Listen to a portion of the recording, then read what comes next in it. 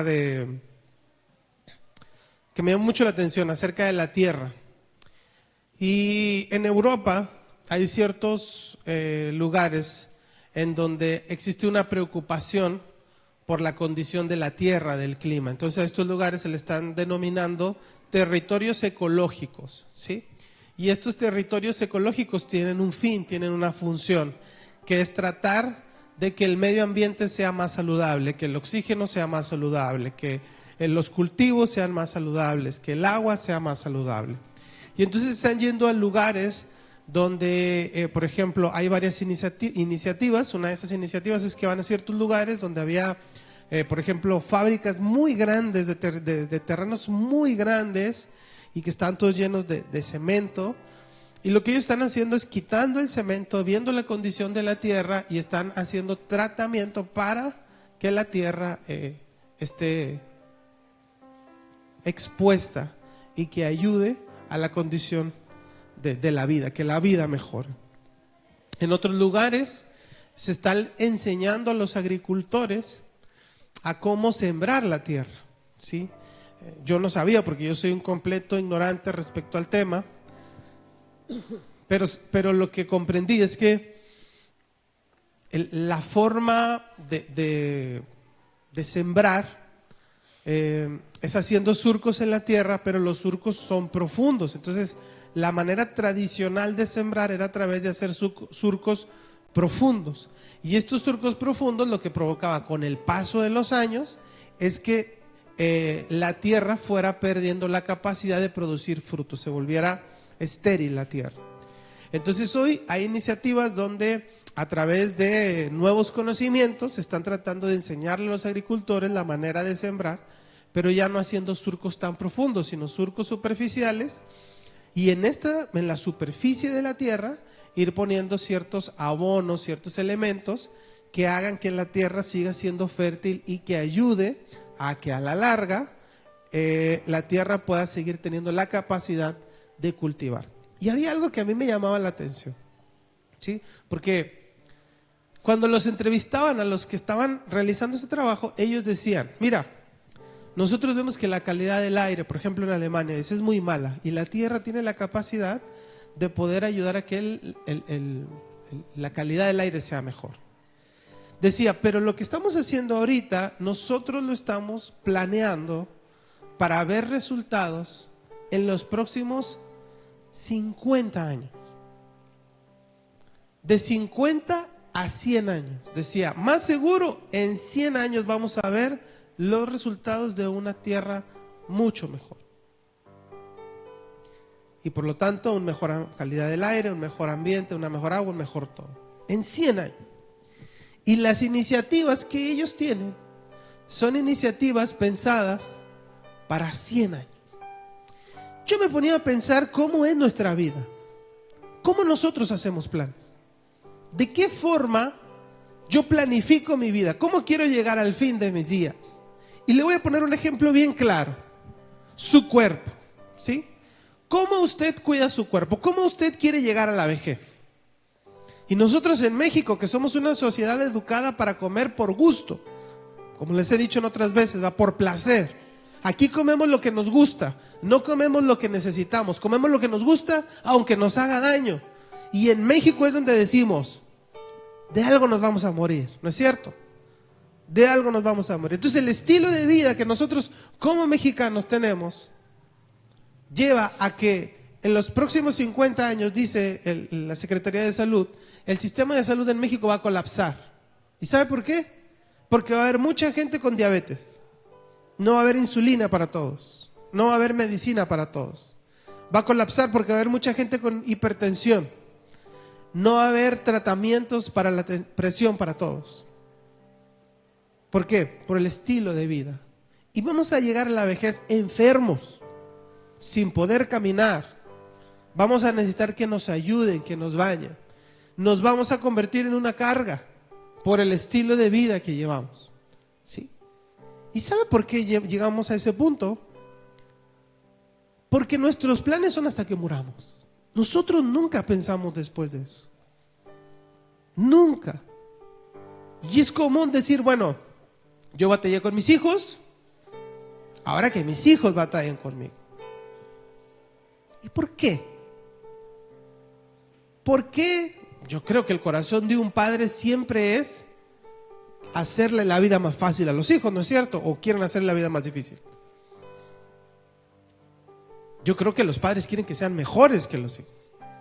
Pero nosotros mismos hacemos planes hasta el fin de nuestra vida. Y hacemos negocios hasta el fin de nuestra vida. Y cuidamos nuestro cuerpo, nuestra alimentación hasta el fin de nuestra vida. Y ahí se acaban nuestros planes. Pero resulta que cuando yo llego a Dios, yo me topo con algo que la Biblia habla de un propósito que es eterno. ¿Qué quiere decir un propósito eterno? Que no tiene principio y que no tiene fin, es decir, que está por encima del tiempo. Y que mi vida funciona en un determinado tiempo en ese propósito. La idea de yo hacer cosas que trasciendan mi existencia es una idea que a nosotros nos cuesta mucho trabajo entender. Por eso vemos iglesias que quieren crecer, ¿por qué? Y quieren crecer rápido, ¿por qué? Porque queremos ver beneficios para nosotros rápido, ¿sí? Yo les profetizo, esta iglesia va a crecer. Lo más seguro es que yo no lo voy a ver. Eso es lo más seguro. Pero esta iglesia va a crecer. Entonces, nosotros estamos rodeados de una sociedad exitista que constantemente nos está llevando a querer ver las cosas rápido, ¿sí?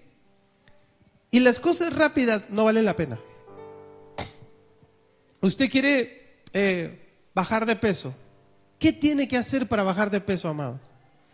Y estoy hablándoles del peso, amados, por el fin de año, y sé que van a tener esta cruda moral al final del año, ¿verdad? Después de que se coman sus 3 docenas de tamales en fin de año.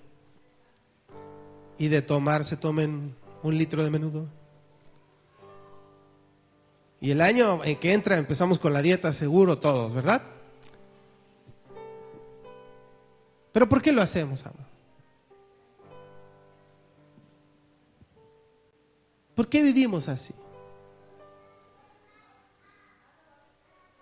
Porque no tenemos esa mentalidad de que nuestra vida va a trascender. Entonces yo quiero que las cosas sean rápidas. Yo quiero bajar de peso, ¿qué tengo que hacer?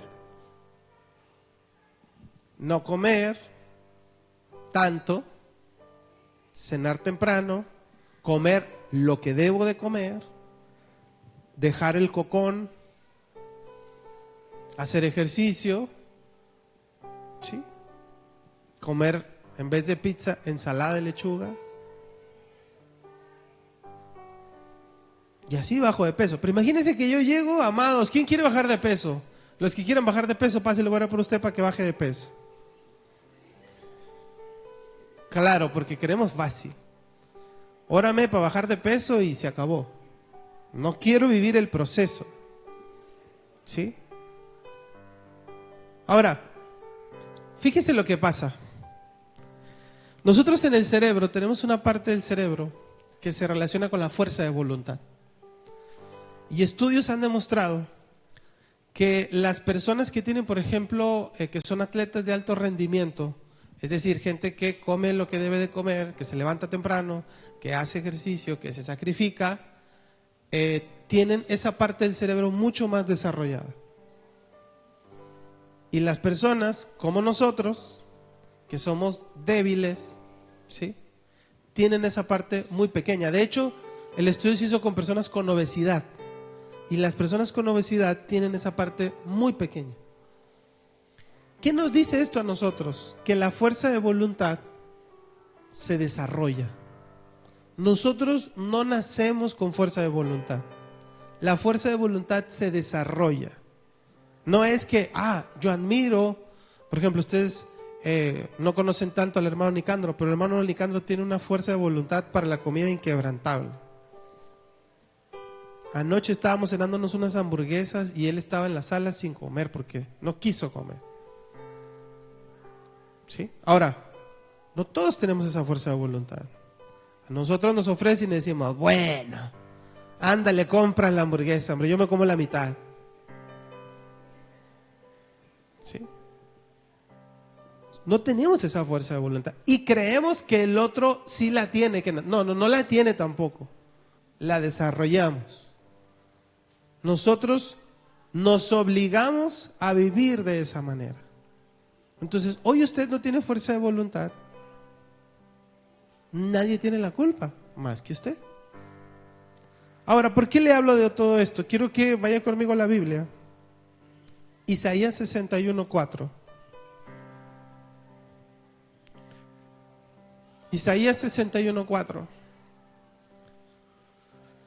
Dice Isaías 61:4. Yo lo voy a leer y usted me sigue si quiere, se abre su Biblia. Isaías 61:4 dice: reedificarán las ruinas antiguas y levantarán los asolamientos primeros y restaurarán las ciudades arruinadas, los escombros de muchas generaciones. Padre, nos presentamos delante de ti, Señor. Que sea tu palabra, tu voz, Señor, trayendo luz a nuestra vida. Que sea tu Espíritu, Padre, trayendo la palabra correcta en el momento correcto, Padre. En el nombre de Jesús. Mire, en esta porción bíblica, Isaías está hablando de Jesucristo. Es el capítulo 53 y el 61 por excelencia que habla del Mesías. El evangelio del Mesías. Es en Isaías 61 donde viene y dice: he aquí me ha ungido Jehová para predicar las buenas nuevas, para ir a los presos, a los cautivos, a los quebrantados de corazón. Es ese capítulo. Y en el versículo 4 parte del evangelio, del ministerio, del trabajo de Jesús, es este. ¿Por qué dice eso? Y vamos a ir y tomar como referencia, ya hasta me da... Bueno, hoy como es el último domingo del año, voy a tratar de tener fe, ¿sí? Romanos 14:17, amados. ¿Qué dice Romanos 14:17? No lo busque en la Biblia. Porque ¿qué dice, hermano Pedro? Porque el reino de los cielos no es comida ni bebida, sino justicia, paz y gozo en el Espíritu. ¿Qué es el reino? ¿Qué vino Cristo a hacer a esta tierra? Vino a instaurar ¿un qué? Un reino. Jesús no vino a instaurar una iglesia, Él vino a instaurar un reino. ¿Cómo veía Dios a través del profeta? Se iba a cumplir esa palabra. ¿Cómo se establecía el reino? A través de Jesús. Y yo tengo que irme a lo que el pueblo de Israel hizo, porque si no, no voy a comprender por qué dice esto, porque me va a saltar el versículo y me va a sonar raro. ¿Qué hacía el pueblo de Israel? Dios escoge a una familia, se da a conocer a una familia y durante muchos años intenta darse a conocer al mundo a través de esa familia que es Israel. ¿Qué les da para darles a conocer? Les da un libro, un tratado, la ley.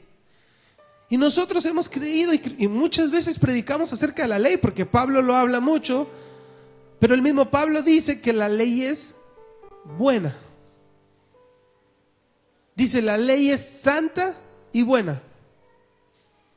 ¿Por qué la ley es santa y buena? Porque nos habla ¿de quién? De Dios. Y Dios es santo y es bueno. Es un libro donde Dios trata de darse a conocer. ¿Para qué? Para que el hermano Alejandro le conozca. Y la ley tiene un montón de ritos, de ofrendas, que tenían ciertos aspectos que daban a conocer ¿a quién? A Dios. Tú vas a traer una ofrenda porque ante mí no te puedes acercar con las manos vacías. Tú vas a traer una ofrenda, pero esa ofrenda no puede ser cualquier ofrenda. Tiene que ser de lo mejor, ¿sí? El animal perfecto, el que no tenga defecto, ese me tienes que traer.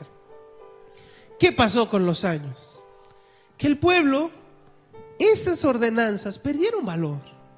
Entonces, ¿qué hizo el pueblo? El animal, el que sea, el tuerto, dáselo. Y los sacerdotes aceptaban la ofrenda. El sacerdote no debía de aceptarla. El sacerdote la aceptaba.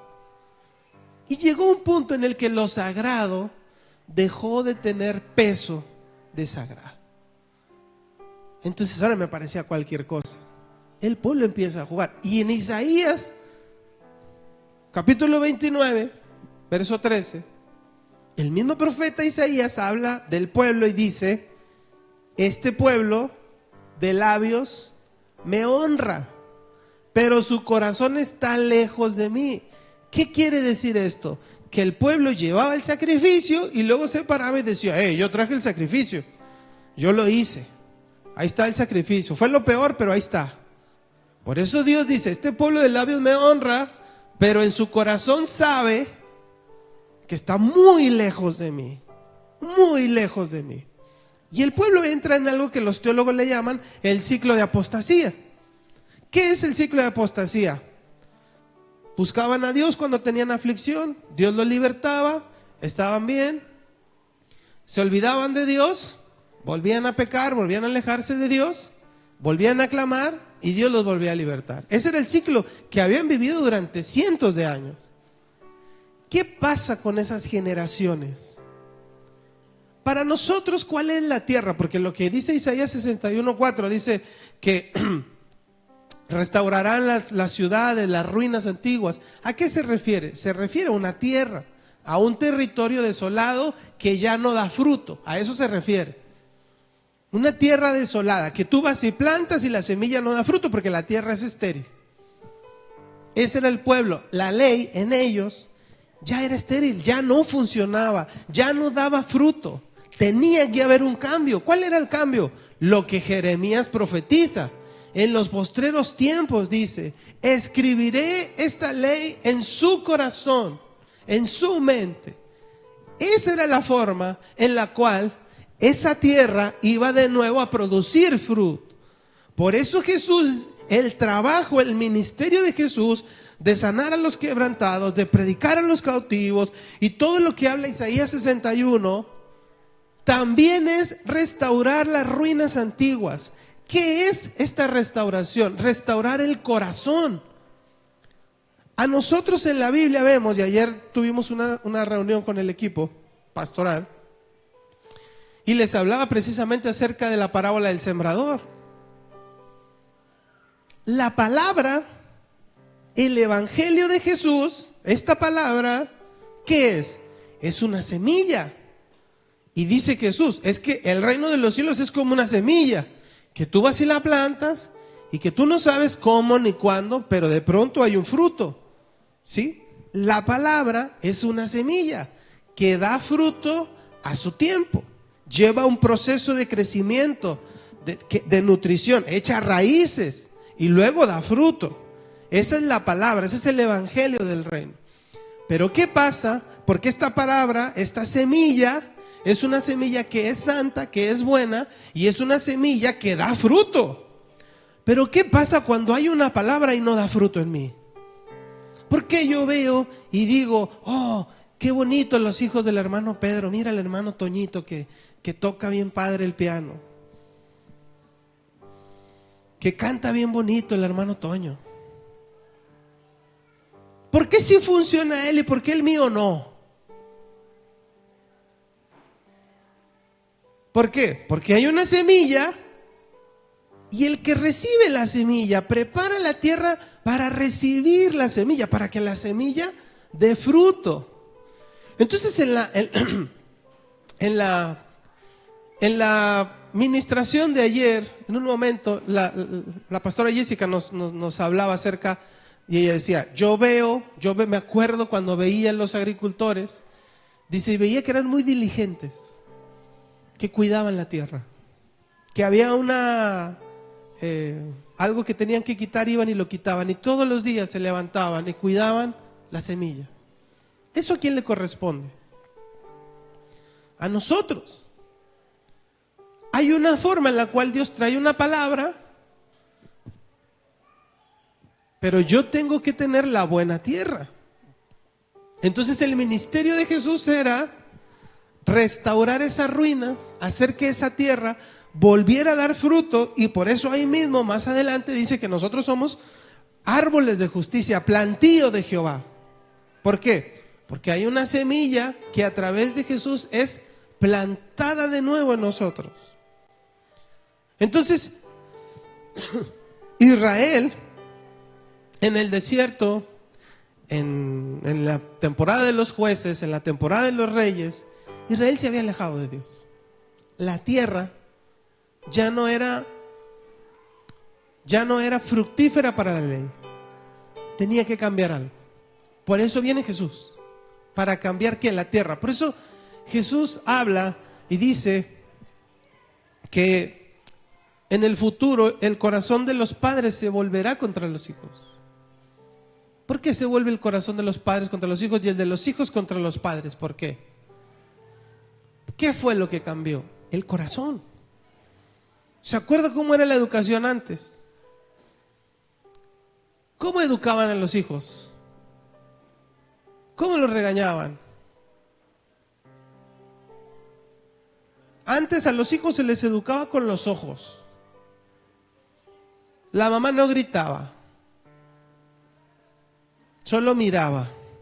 Y con la mirada salían rayos de sus ojos. Y el hijo ya sabía que llegando a casa iba a ser un sacrificio vivo. 40 latigazos menos uno. El hijo ya sabía. Iba el maestro le daba sus reglazos, llegaba a la casa. ¿Y qué hacía usted como mamá? ¿O qué hacían las mamás de antes? Le daban otra para que se aliviane. Se subía al árbol, se caía. ¿Y qué hacía la mamá de antes? ¿Te caíste? ¿Quieres que te duela? Ven para acá, otra, para que te vuelvas a caer. ¿Cómo es la educación hoy? No le hables fuerte al niño, le vas a provocar un trauma. Por favor. No, dáselo.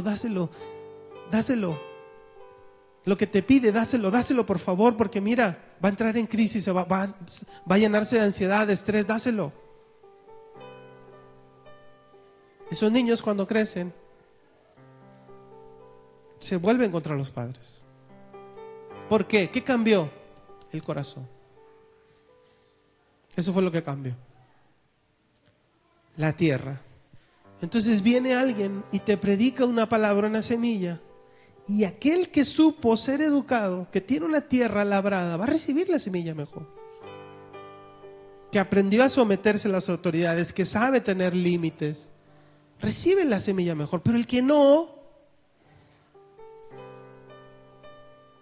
por eso hay una generación que ya ve que ahorita hay boomers, millennials y centennials y generación Z. Hay una generación que no cree en Dios, que es atea completamente. Y la generación de los adolescentes, a mí me sorprende hoy que la generación de adolescentes está empezando a volver a creer en Dios. ¿Por qué pasa eso? Porque hay generaciones que no creen en Dios. ¿Qué cambia? Cambia el corazón. Eso cambia. La tierra no es, la semilla no es sembrada en buena tierra. No se cuida la tierra. Entonces dice Jesús, dice Isaías, que van a reedificar, dice, las ciudades. ¿Cómo se reedifica? ¿Cómo se edifica? Porque la palabra aquí es edificar. Y hace referencia literalmente a hacer hijos. ¿Qué tiene la religión? La religión tiene adeptos. ¿Sí? El reino que tiene, el reino tiene hijos. Jesús dijo en Juan 1:12, dice, y a todos los que creen en su nombre les da la potestad de ser hechos hijos de Dios. Entonces Jesús cuando se presenta es el primero que se refiere a Dios como Padre. Es el primero que habla de Dios como Padre. Es que mi Padre celestial que está en los cielos. Y empieza a hablarle a los discípulos de ¿qué? De un Padre. Él viene a mostrar un Padre. ¿Por qué tenía que cambiar? Porque mire, el Padre tiene una autoridad sobre el Hijo. Y las palabras de un padre tienen peso sobre el Hijo. Si yo me paro hoy y le digo a cualquiera de sus hijos, no voy a decir a nadie, pero a cualquiera de sus hijos, ¿sabes qué, hijo? No, hombre, tú eres un inútil. Tú eres un inútil. A lo mejor su hijo va a decir, pastor está loco, ni sabe qué. Pero si usted como papá le dice eso a su hijo, esas palabras tienen peso en su hijo. Entonces Dios, ¿a quién le habla? Dios le habla a los hijos. Y para yo ser hijo, mi corazón, mi tierra, tiene que ser restaurada completamente. Y eso solamente lo hace Jesús.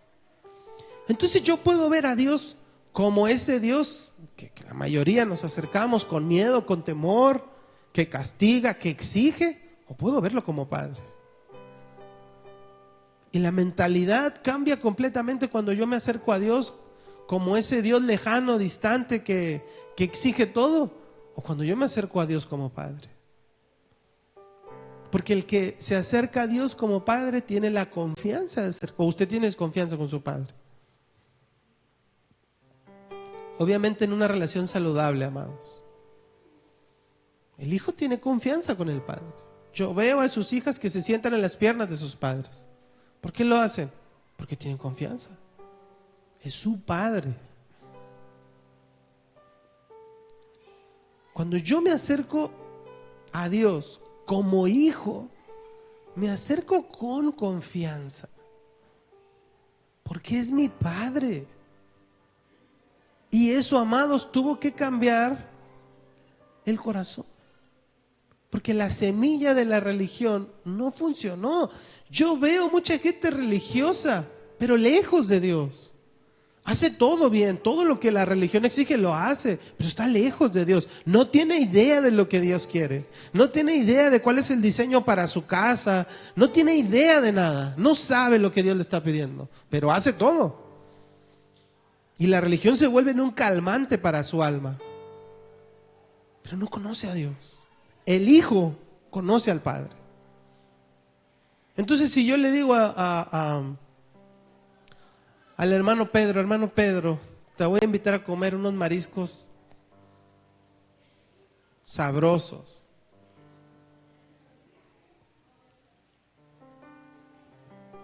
Hermano Pedro no le gustan los mariscos. Yo no lo conozco, pero su hija, su hijo, ellos saben, llévame a las gorditas de chicharrón. Ellos saben lo que a él le gusta. El hijo sabe lo que el padre quiere. ¿Usted sabe lo que Dios quiere? ¿Usted sabe lo que Dios quiere para sus hijos, para su casa? ¿Usted sabe? ¿Cuál es la voluntad específica? No la general. La general cualquiera la sabe. No, la específica. ¿Usted sabe? El hijo lo sabe. Hay cosas que no nos son permitidas. ¿Y por qué lo sabe uno? Porque es hijo. Y el hijo sabe que lo que el padre quiere es cuidarlo. Si la hermana Joana de pronto se para con su papá y le dice, papá, necesito que me des permiso de ir al centro a las 11 de la noche, su papá le va a decir no. Y ella va a saber que su papá la está cuidando. El hijo sabe, el religioso no. Pero el hijo sabe. Ahora, fíjese cuál es la semilla. Dice Isaías 61:11, dice, porque como la tierra produce su renuevo y como el huerto hace brotar su semilla, así Jehová el Señor hará brotar justicia y alabanza delante de todas las naciones. ¿Cuál es la semilla del reino? ¿Qué produce? ¿Cuál es el fruto que produce? Justicia y alabanza. Porque el reino de Dios no es comida ni bebida, sino justicia, paz y gozo. La semilla del reino produce justicia en nosotros. Entonces, ¿qué pasa cuando yo abrazo el reino? Cuando mi tierra está sana y empieza a producir fruto. que hay una conciencia de justicia en mí. Entonces yo empiezo a hacer cosas por justicia, nadie me las pide, pero yo las quiero hacer por justicia. Porque empiezo yo a querer caminar en justicia, me abruma la injusticia. Entonces yo tenía un montón de música descargada que escuchaba libremente y felizmente. Y cuando viene la conciencia de justicia me dice, eres un ladrón, paga por lo que escuchas. Y borré todo. Y luego libros, bórralos, los robaste, paga por ellos. Y aprendemos ¿a qué? A vivir en justicia. Y no es que te obligues a hacer lo que no quieres, es la semilla del Padre que empieza a dar fruto en ti. Y empiezas a querer ser justo. Porque su semilla en ti, no es otra cosa, es su semilla en ti. No es que quieras ser mejor que los demás ni nada, es la semilla, lo que tiene que ser. No, no importa, así deja la feria, no, esto es. ¿Por qué? Porque es lo justo. Yo camino en justicia. ¿Qué hacemos con las deudas? No, hombre, déjalo que te siga hablando, no pagas. No, pagamos, porque vivimos en justicia. Aunque pareciera ser algo injusto a nuestra manera de pensar, no pasa por nuestra manera de pensar, pasa por una semilla que fue plantada y que empieza a dar fruto. ¿Y qué es lo otro? Justicia y alabanza. Entonces ahorita veíamos al hermano Brandon que estaba danzando aquí en el altar, ¿verdad? Sí.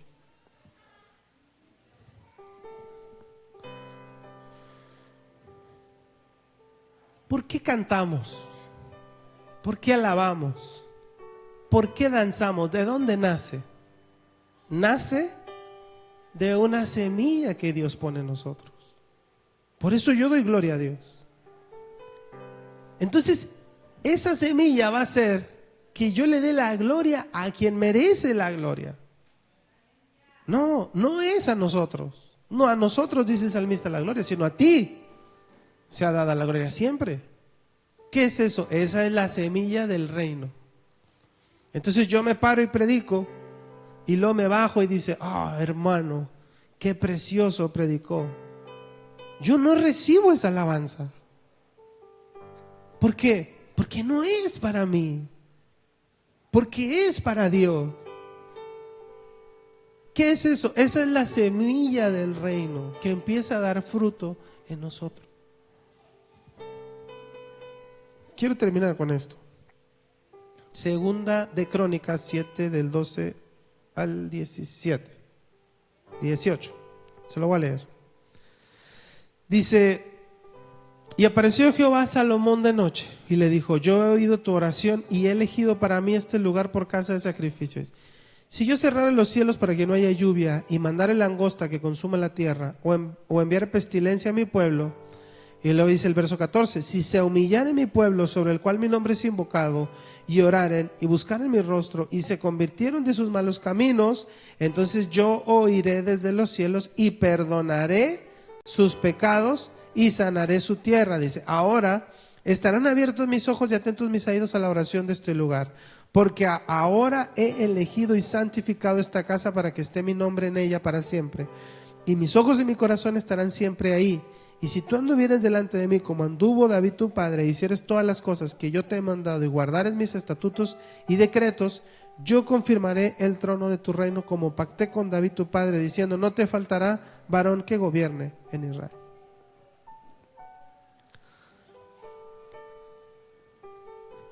El rey David es conocido en la Biblia como el modelo del rey. O sea, cuando en la Biblia se habla de un buen rey, la referencia próxima siempre es David, siempre.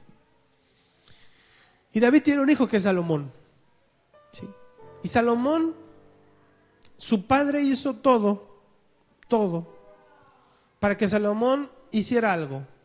Él tenía un proyecto muy, muy grande en su vida, que era construir el templo. Ese era su proyecto. Él fue educado para eso. Cuando Salomón toma el reinado, dice la Biblia que Dios se le aparece a Salomón y le habla y le dice estas palabras. Le dice: mira, si este pueblo se aleja, se va, se olvida de mí, le dice: yo mandaré sequía, langosta, y no tengan que comer. Le dice: y el pueblo se humillare, me pidiera perdón, dice, se convirtiera de sus malos caminos, yo lo oiré. Dice: porque yo he elegido esta casa y de ahora en adelante mis ojos y mis oídos van a estar atentos a esta casa. Yo los voy a oír. Y cuando ustedes hagan eso, dice el Señor, dice, yo perdonaré sus pecados y sanaré su tierra. Entonces yo me acerco a Dios, me humillo. ¿Qué es convertirme? Volver al principio, a donde nací. Eso es convertirse. La palabra hebrea aquí es shub, y shub quiere decir volver a donde nací, a donde todo comenzó. Si yo me arrepiento, me convierto, vuelvo al lugar donde comenzó, ¿sabe qué pasa? Que Dios perdona mis pecados, pero no es suficiente con que perdone mis pecados. ¿Sabe qué más hace Dios? Sana nuestra tierra. ¿Por qué tiene que sanar la tierra? Porque yo me acerco a Dios y pido perdón por los pecados. Y Dios me perdona porque Jesucristo ya hizo todo, no tengo que hacer más. Pero la tierra, mi corazón, tiene que sanar.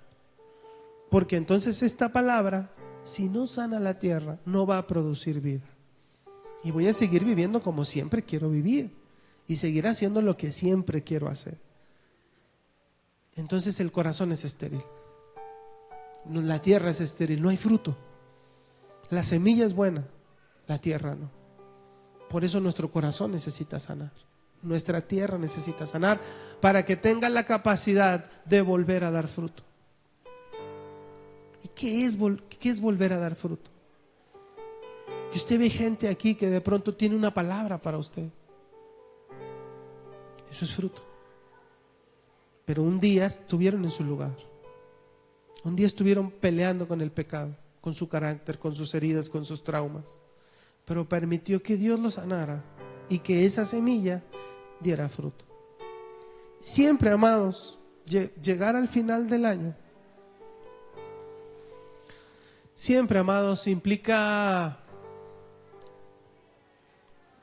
Bueno, yo sé que traemos una idea del fin de año, ¿verdad? De todo esto de la comida, los cohetes. Bueno, pero siempre llegar al final de un ciclo implica una introspección. O sea, siempre vemos hacia atrás. ¿Qué hicimos, qué no hicimos, qué perdimos, qué se nos fue, se nos escapó?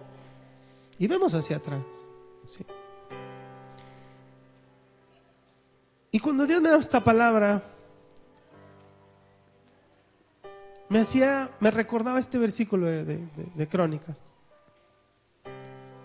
Siempre, amados, el pueblo de Israel entraba en crisis. La crisis se completaba cuando había guerra.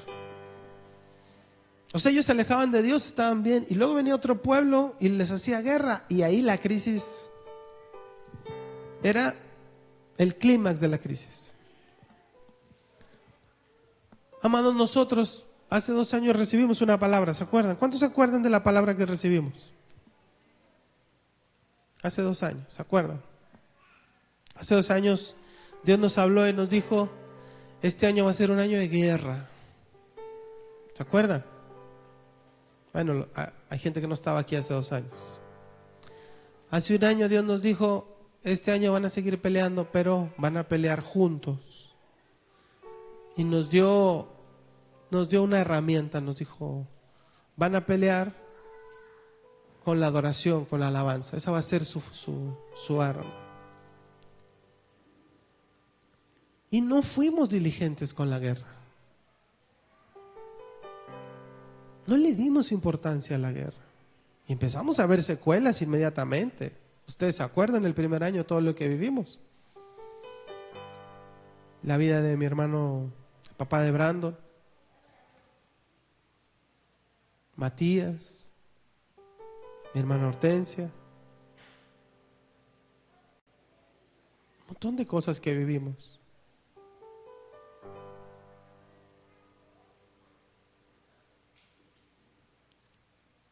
Y luego este año otras cosas que hemos vivido. Todo este año vivimos cosas. ¿No? ¿Y qué es lo que estamos viendo? Estamos viendo las secuelas de la guerra. Eso es lo que estamos viendo. No fuimos diligentes. No hicimos lo que debíamos hacer. Nos enfocamos en nuestros problemitas personales y permitimos que la guerra nos hiciera daño. ¿Qué necesitamos hoy? Arrepentirnos, volver a donde empezamos. Eso necesitamos. Ahí necesitamos volver. Porque cuando nosotros hagamos eso, amados, Dios nos va a bendecir y vamos a terminar esta guerra de pie. Vamos a poder seguir peleando, amados. Vamos a tener lo suficiente, pero tenemos que volver a donde salimos. Yo quiero pedirte que te pongas de pie.